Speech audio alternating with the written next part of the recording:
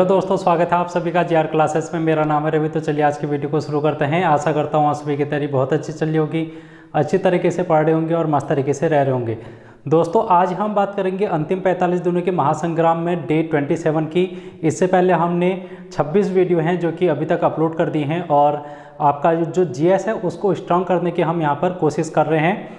GS में आपके Indian polity को हमने पूरा कंप्लीट कर रखा है पहले की 6 वीडियो में। उसके बाद हमने इंडियन ज्योग्राफी को देखा था और फिर हमने विविध के टॉपिक देखे थे। उसके बाद हमने भारत के इतिहास को देखा था, उसमें प्राचीन भारत का इतिहास हमने देखा। उसके बाद हम कंप्यूटर को लेके आए हैं।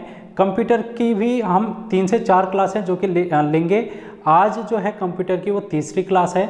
इससे पहले हमने 2 क्लास है कंप्यूटर की वो कर ली हैं। अगर आप लोगों ने नहीं देखी हैं तो आप लोग उनको जाके देखें, वहाँ से आपके एग्जाम में क्वेश्चन बनेंगे और आप लोगों को वहाँ से डेफिनेटली कोई ना कोई फ़ायदा मिलेगा। तो पुलिस कांस्टेबल के एग्ज़ाम को ध्यान में रखते हुए आप लोगों के लिए ये अच्छा मौका है कि आप लोग कम समय में अच्छी तैयारी कर सकते हैं। 45 दिनों में एक अच्छा खासा पोर्शन है जो कि आप जीएस का कंप्लीट कर सकते हैं। उसके अलावा रीजनिंग भी यहाँ पर कराई जा रही है। रीजनिंग की क्लास आप लोग नहीं देख रहे मेरे ख्याल से, आप लोग देखें। रीजनिंग भी बहुत अच्छी तरीके से बिल्कुल बेसिक से समझाई जा रही है और हिंदी भी यहाँ पर पैरेलल आपकी चल रही है।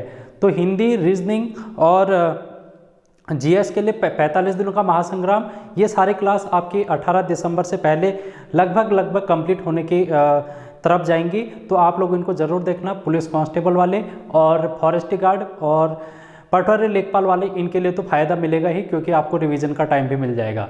तो आप लोग इनको देखें और ज़्यादा से ज़्यादा फ़ायदा यहाँ पर से लेने की कोशिश करें। तो इसी उम्मीद से आज हम इस वीडियो को करते हैं शुरू और हम देखेंगे कंप्यूटर के कुछ महत्वपूर्ण टॉपिक। और इस टॉपिक में आज जो हमारा टॉपिक है वो है कंप्यूटर की लैंग्वेज, कंप्यूटर की भाषा के बारे में आज हम बात करेंगे। देखो दोस्तों, आज हम बात करेंगे कंप्यूटर की भाषा। तो कंप्यूटर की भाषा से भी क्वेश्चन आपके एग्जाम में पूछ लिया जाता है। छोटा सा टॉपिक है और इम्पोर्टेंट टॉपिक है, तो एक आध क्वेश्चन अक्सर एग्जाम में पूछा जाता है, तो हम उनको देखेंगे। अगर हम कंप्यूटर की बात करें तो कंप्यूटर कौन सी भाषा समझता है और हम कौन सी भाषा में उससे बात करते हैं, क्योंकि हम भी तो कंप्यूटर की भाषा को समझना पड़ेगा या फिर हमें कंप्यूटर को हमारी भाषा समझना पड़ेगा, हमें अपनी बात रखने के लिए कंप्यूटर के सामने में। तो ऐसा कौन सा माध्यम है या फिर ऐसे कौन सी चीज़ें हैं जो कि हम दोनों के बीच में, हमारे और कंप्यूटर के बीच में लगती हैं या फिर इन दोनों के बीच में मीडिएटर का काम करती है, जो कि हमारी भाषा को कंप्यूटर की भाषा में बदलती है और कंप्यूटर की भाषा को हमारी भाषा में बदलती है। तो ये चीज़ भी हम देखेंगे और जो सॉफ्टवेयर के माध्यम से बदली जाती हैं तो उन सॉफ्टवेयर के बारे में भी हम देखेंगे, हार्डवेयर के बारे में भी हम देखेंगे। ठीक है, अगर हम कंप्यूटर की भाषा की ही बात करें तो कंप्यूटर की 3 प्रकार की यहाँ पर भाषाएं देखी जाती हैं कंप्यूटर में। कंप्यूटर के लिहाज से यहाँ पर हम 3 प्रकार की भाषाओं का है जो कि इस्तेमाल करते हैं। पहली भाषा है जिसको हम बोलते हैं मशीनी भाषा। पहली है मशीनी भाषा, दूसरी है असेंबली भाषा,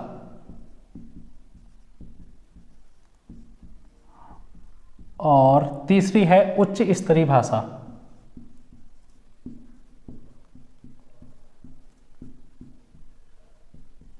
एक एक करके हम सभी को डिस्कस करेंगे। पहले आप लोग टाइप लिख लो कि कितने प्रकार की भाषा होती है। 3 प्रकार की भाषा होती है। अब हम एक एक करके सभी में आएंगे और फिर देखेंगे इनके क्या यूज हैं। मशीनी भाषा की अगर हम बात करें तो कंप्यूटर जिस भाषा को समझता है वो है मशीनी भाषा। बाकी असेंबली भाषा और उच्च स्तरीय भाषा को कंप्यूटर नहीं समझता है, कंप्यूटर सिर्फ समझता है मशीनी भाषा को। अब ये मशीनी भाषा होती कैसी है? ये होती है बाइनरी नंबर।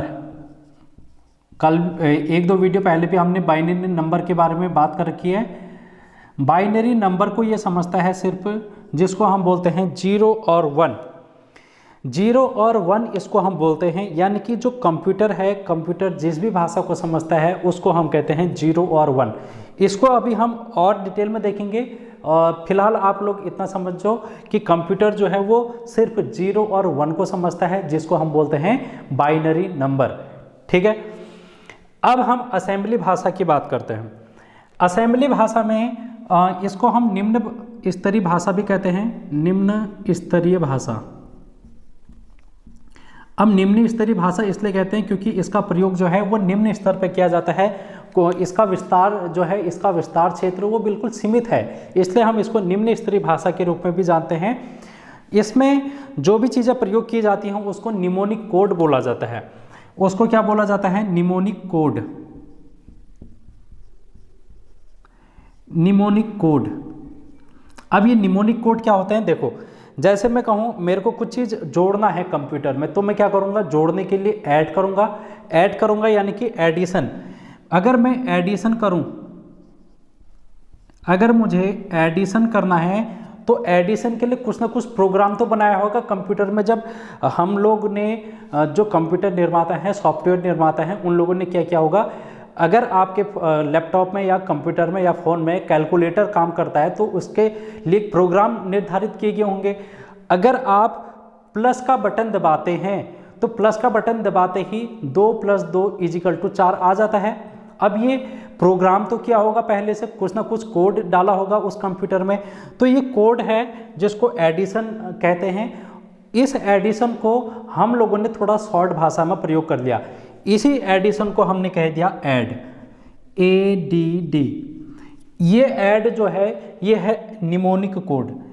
हमारा काम क्या था? एडिशन करना। हमने कंप्यूटर में जब प्रोग्राम हमने बनाया, उसको रन करने के लिए हमने क्या किया? ऐड शब्द का यूज किया। इसी प्रकार हम जब सब्ट्रैक्शन करते हैं, सब्ट्रैक्शन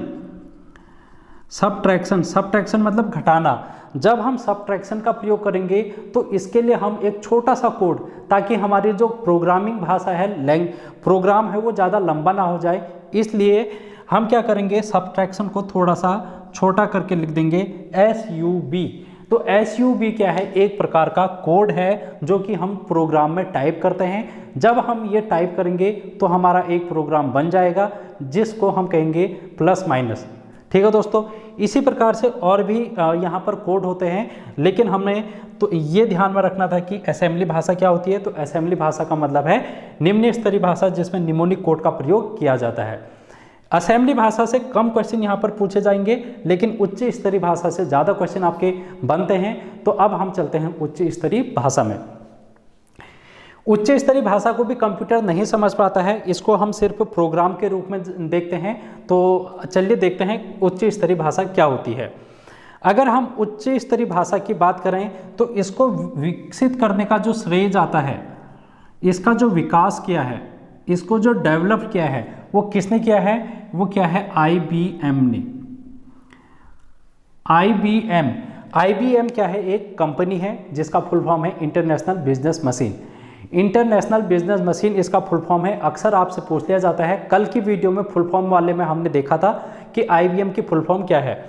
तो IBM को इसका श्रेय जाता है, इसने उच्च स्तरीय भाषा को सर्वप्रथम यहाँ पर प्रयोग में लाया था। उसके बाद यहाँ पर से क्या क्वेश्चन बन जाता है? एक क्वेश्चन ये बन जाएगा पहले कि कौन सी उच्च स्तरीय भाषा है जिसका सर्वप्रथम यहाँ पर इस्तेमाल किया गया।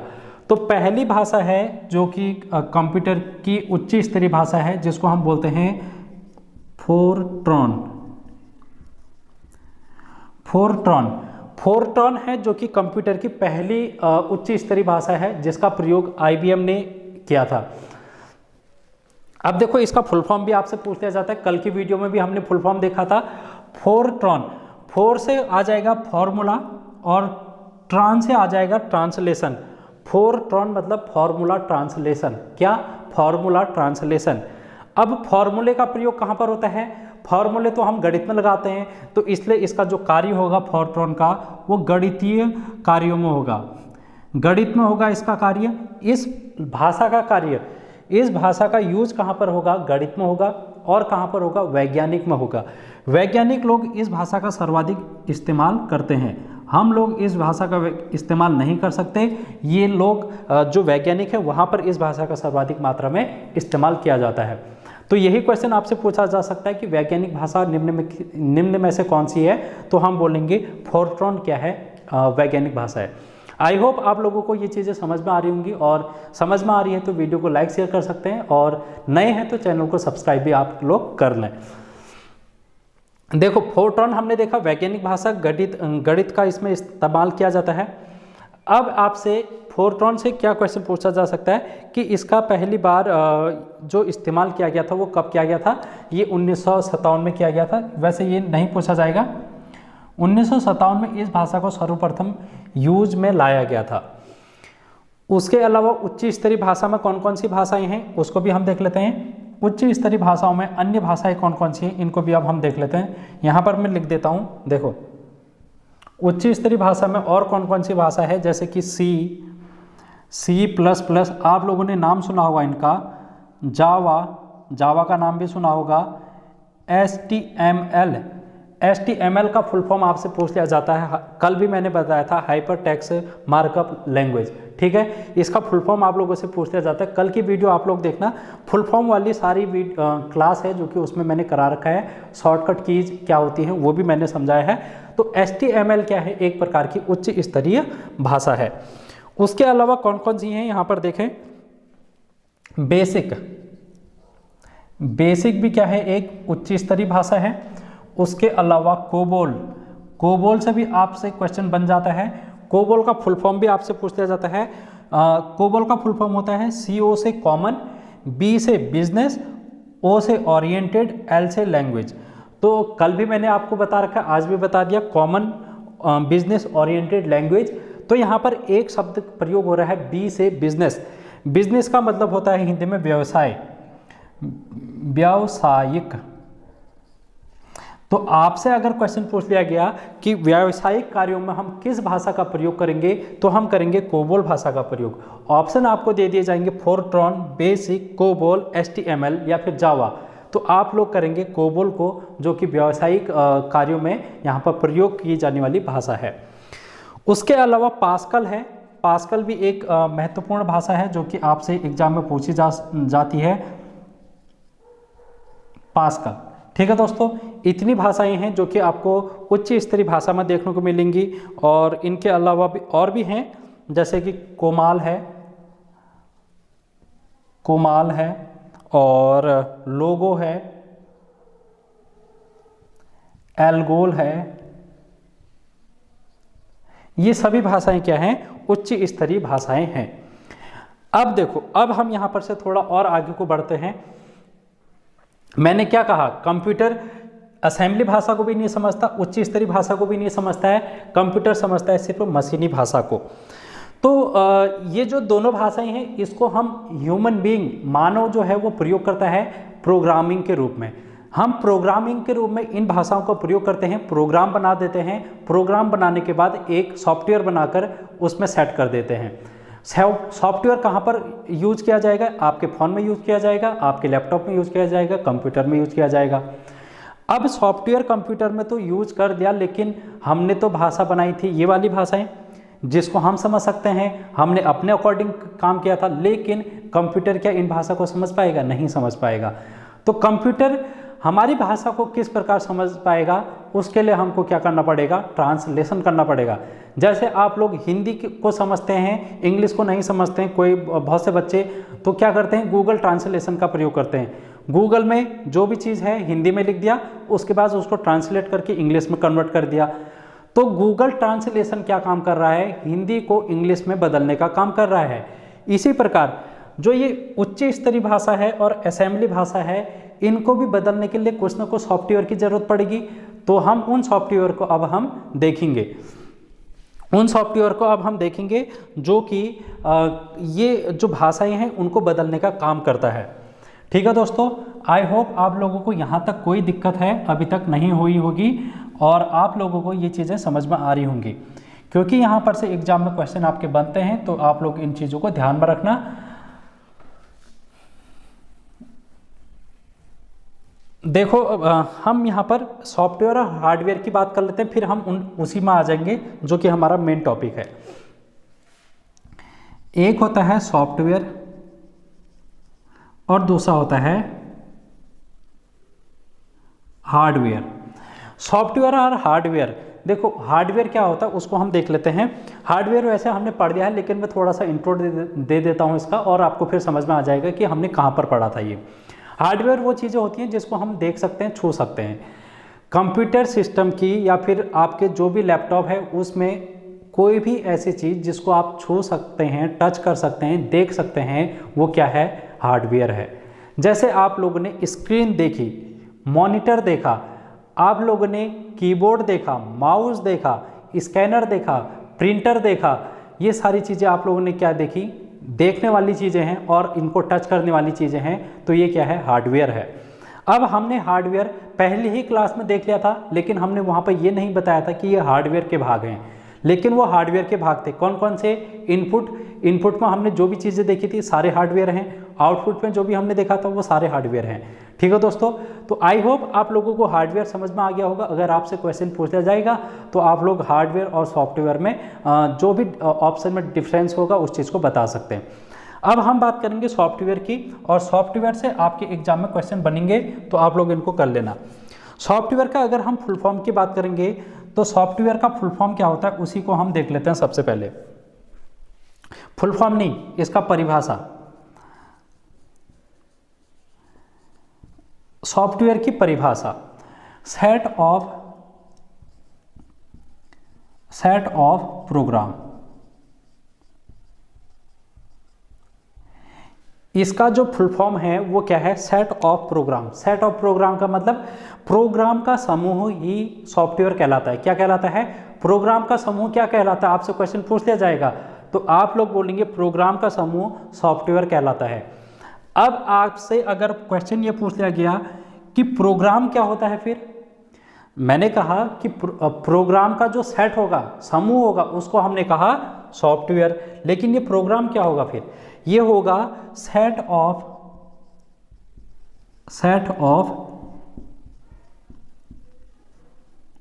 इंस्ट्रक्शन।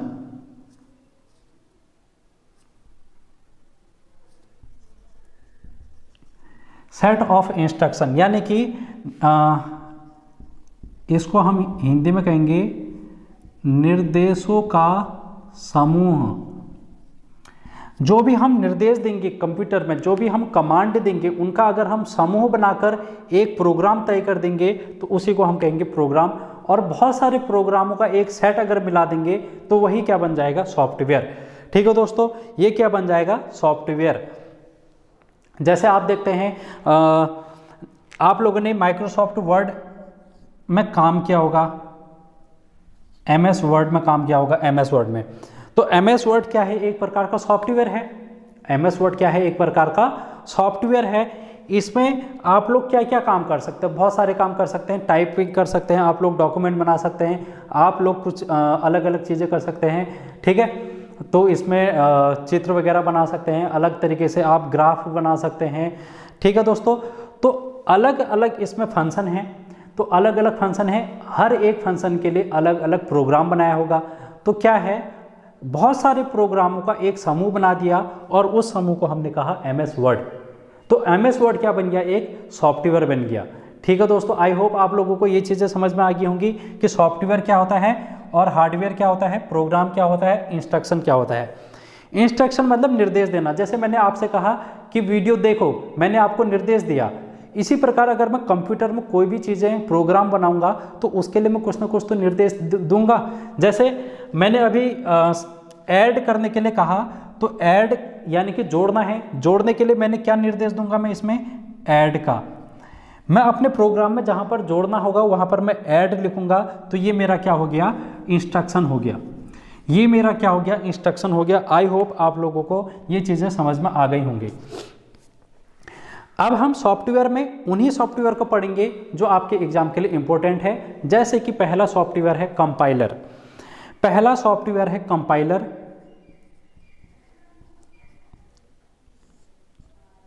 ये कंपाइलर क्या काम करता है? देखो, ये जो उच्च स्तरीय भाषा है इसको हाई लेवल लैंग्वेज बोला जाता है। High level language, LLL।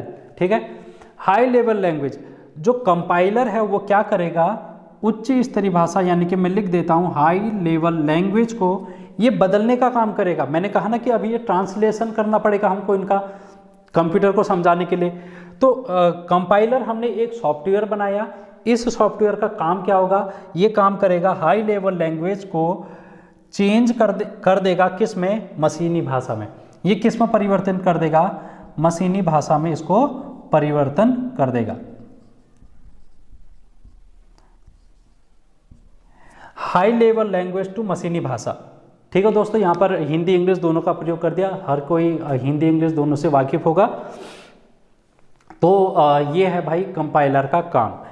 अब एक सॉफ्टवेयर और है इंटरप्रेटर।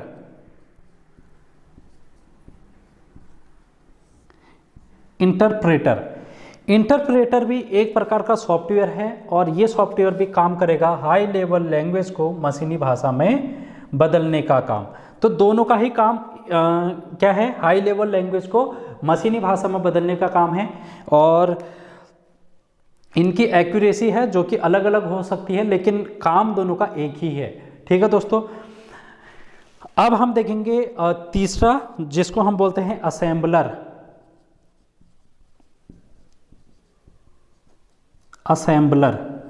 ये असेंबलर क्या करेगा, ये असेंबलर भी काम करेगा मशीन भाषा में परिवर्तित करने का काम।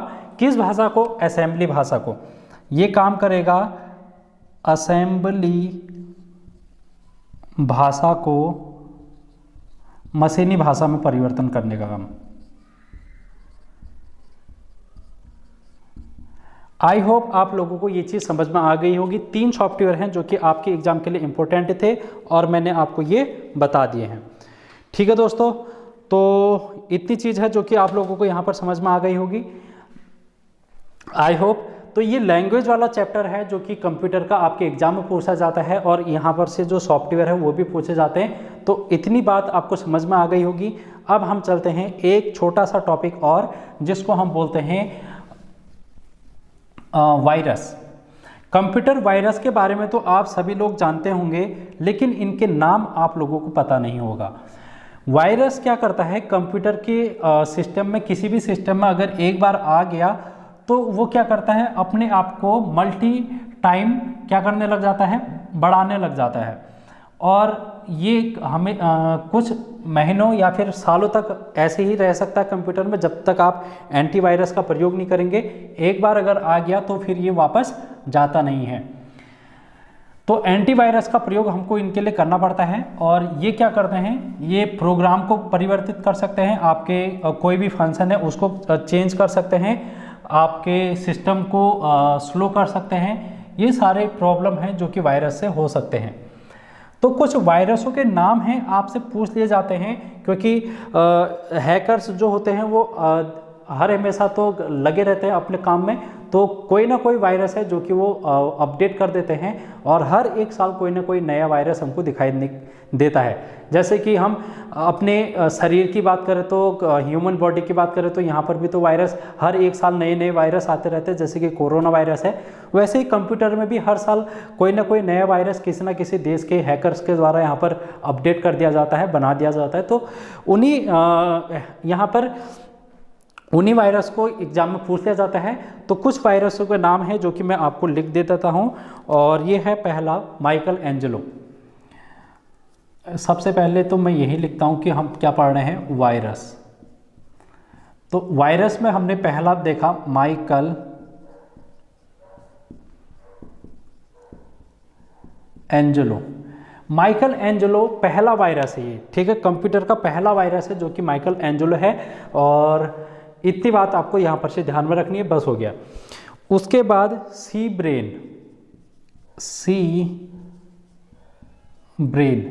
सी ब्रेन नामक एक कंप्यूटर वायरस है जो कि भारत में कंप्यूटर में पाया गया पहला वायरस है। ये कहाँ पर, ये भारत में पहला वायरस है ये, ठीक है, आप लोग इतना ध्यान में रखेंगे। उसके बाद 2012 के कुछ 2022 के, इसी वर्ष 2022 के कुछ नए वायरस हैं जिनका नाम है, सबसे पहले आप लिखेंगे रास नामक एक नया वायरस इस 2022 में पाया गया। उसके बाद है क्रिप्टोजैकिंग।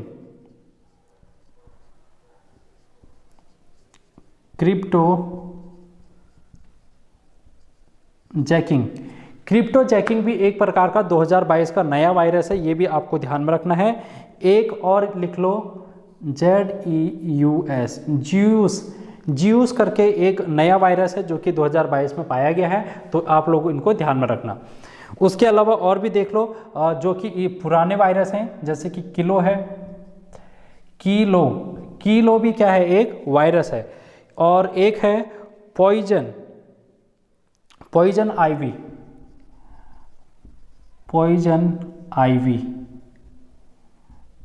पॉइजन आईवी भी क्या है, एक प्रकार का वायरस है। एक वायरस का नाम और लिखो जो है देसी वायरस, देसी भी क्या है, एक वायरस का नाम है। उसके बाद मैक मग का नाम लिखो, ये भी एक प्रकार का वायरस है। उसके अलावा जेरूसलम,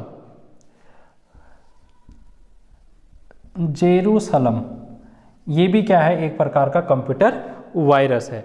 और मेलिसा भी क्या है, एक कंप्यूटर वायरस है। और फिलिप, एक और लिखो फिलिप हो गया, ये भी क्या है, एक कंप्यूटर वायरस है।